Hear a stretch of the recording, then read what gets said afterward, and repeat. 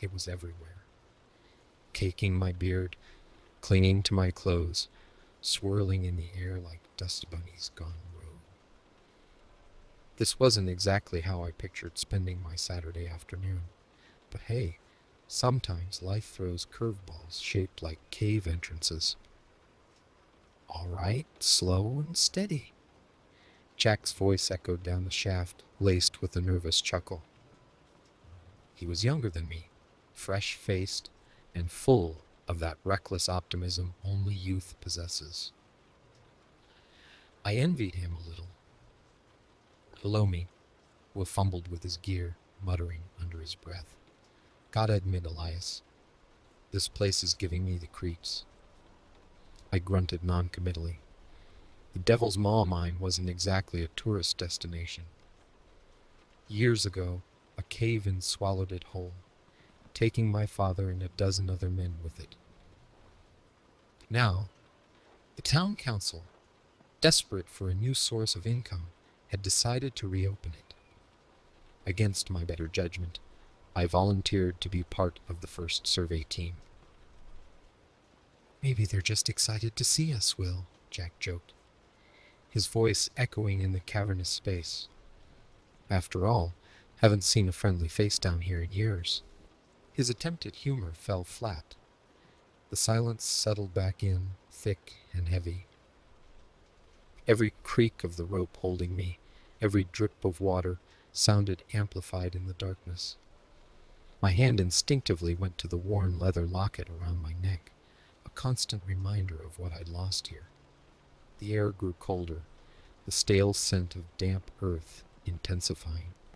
Then I heard it, a faint whisper, barely audible, carried on the wind. Help us. I froze, my heart hammering against my ribs.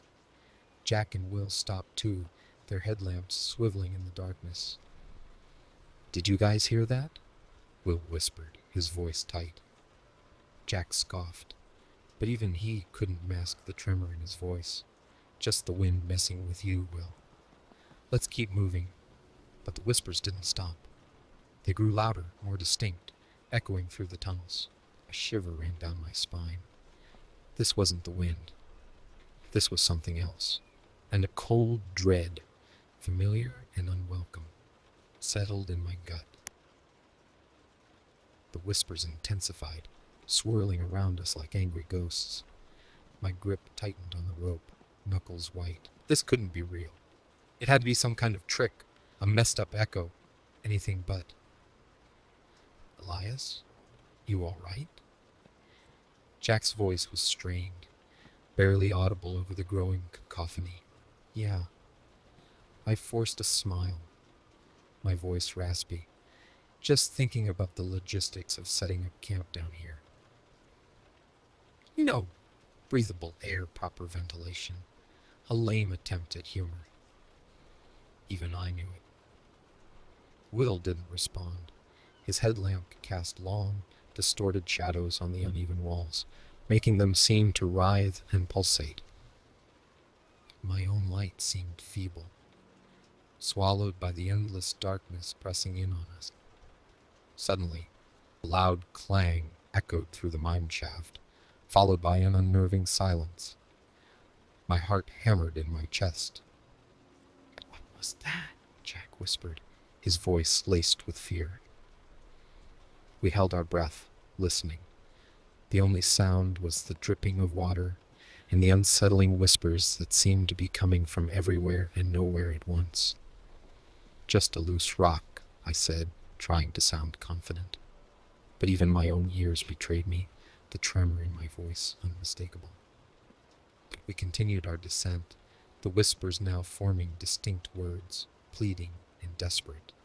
Jack fumbled with his headlamp, muttering under his breath. The light flickered and died, plunging us into complete darkness. Panic surged through me, cold and clammy. Jack? I yelled, my voice echoing off the damp walls. Don't worry, Elias, I heard his voice, strangely calm from somewhere behind me. I can see perfectly fine in the dark. A shiver ran down my spine. That wasn't Jack. His voice was deeper, raspier, and carried an unnatural echo. "Will?" I called out, my voice barely above a whisper. Silence. Then, from the darkness ahead, another voice, chillingly familiar. "Don't worry, son. We've been waiting for you." My blood ran cold. I stumbled back, my foot catching on something hard. I looked down and gasped. It was a pickaxe, its handle worn smooth with time. But it wasn't just any pickaxe. It was the one my father always carried. Tears welled up in my eyes, blurring the darkness. My breath came in ragged gasps, as terror threatened to consume me. I was trapped in this infernal place, surrounded by the ghosts of the past and their chilling pleas for what? Freedom? Revenge? Suddenly, a flicker of light. Jack's headlamp sputtered back to life, revealing a scene that sent a fresh wave of terror crashing down on me. Jack and Will stood before me, their faces pale and vacant, their eyes glowing with an unnatural light. They weren't themselves anymore. And in their empty eyes, I saw a reflection of my own worst nightmare. Panic clawed at my throat. Jack and Will, my companions, my friends, were now empty husks, their bodies puppets controlled by some unseen force. Their once familiar faces held a chilling emptiness. "What have you done to them?"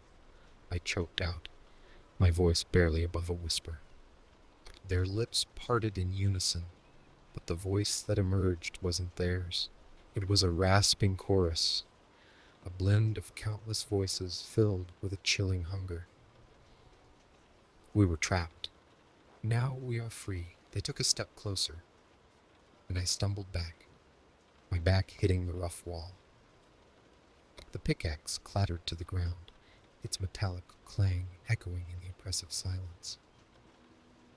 "And you," the chorus continued, their voices swirling around me, "you can join us." I shook my head, my mind racing. Freedom? They called it freedom? This wasn't freedom, it was an unholy possession.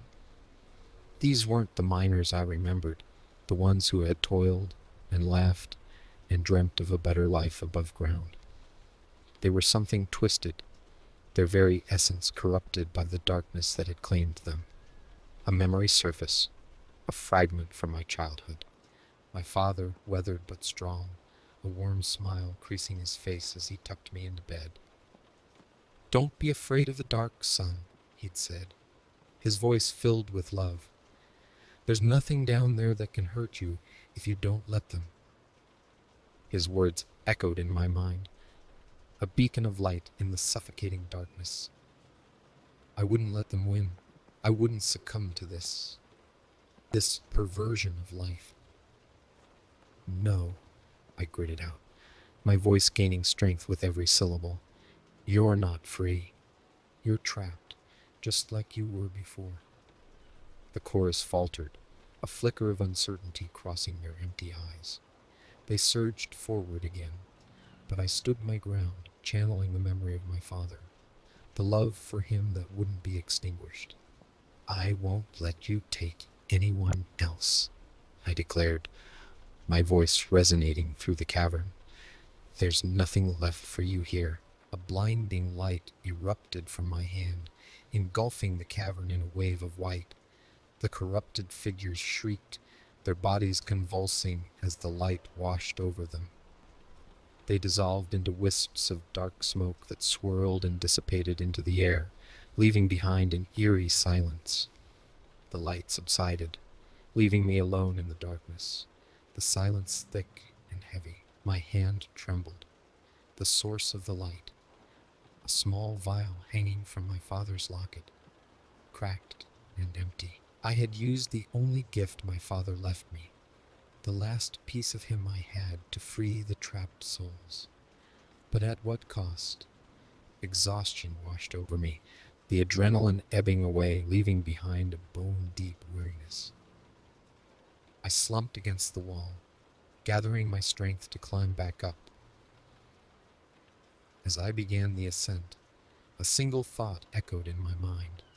The miners might be free, but the darkness that had consumed them remained, a silent threat lurking in the depths of the Devil's Maw mine, waiting for its next victim.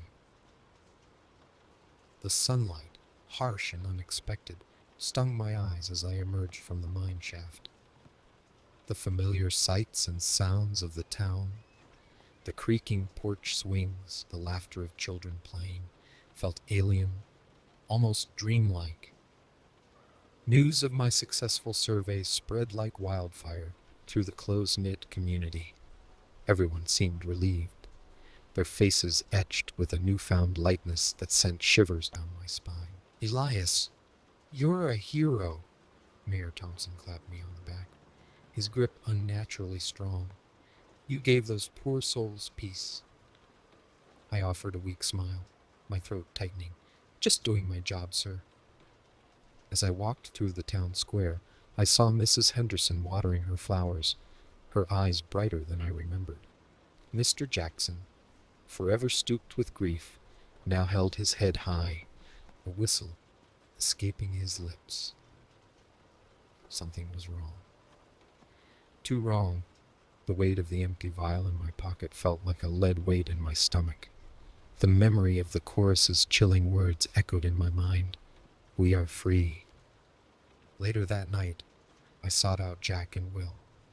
Their houses, once marked by grief and unspoken pain, now buzzed with an unsettling cheer. They greeted me with smiles that didn't reach their eyes. "Elias!" Jack exclaimed, his voice too enthusiastic. Come in, come in. We were just telling stories about our visit down below." He ushered me inside, where Will sat by the fireplace, a strange glint in his eyes. They launched into a tale of their encounter with the miners, their voices strangely in sync, recounting the experience with an unnatural reverence. "They were kind," Will said, his voice low and raspy. "They welcomed us, showed us things no living man has ever seen." My blood ran cold. They weren't themselves. They were, like the miners, possessed. I tried to reason with them, to warn them, but my words fell on deaf ears. They smiled, their eyes empty, and continued their tale, each sentence a chilling confirmation of my worst fears. As I stumbled out of their house, a cold dread gripped me. I had freed the miners, but had I condemned the town to an even worse fate? The following weeks were a blur. The townspeople, once consumed by grief, now brimmed with an unsettling vitality. They worked harder, laughed louder, but their eyes held a disturbing emptiness. One night, I couldn't bear the suffocating unease any longer. I dug out my father's locket, the empty vial dangling accusingly. As I stared at the inscription on the back, my heart lurched. "Free them, and they will take your place." I understood now. My father hadn't trapped the miners. He had contained them. By freeing them, I had unwittingly opened the door for them to possess the living, turning the townsfolk into empty vessels for their restless spirit. The implications were horrifying. The darkness that had consumed the miners now resided within my own community, its tendrils reaching out, searching for new victims. As the full weight of my actions settled upon me, I knew what I had to do. I wouldn't let this darkness consume them. I would find a way to sever the connection, to banish the spirits back to the depths from whence they came. But how? The answer lay back in the Devil's Maw mine, a place I swore I'd never return to. Yet, it was the only hope I had left. With a heavy heart, I braced myself to face the darkness once more, armed with nothing but a faded locket and the desperate hope of saving the town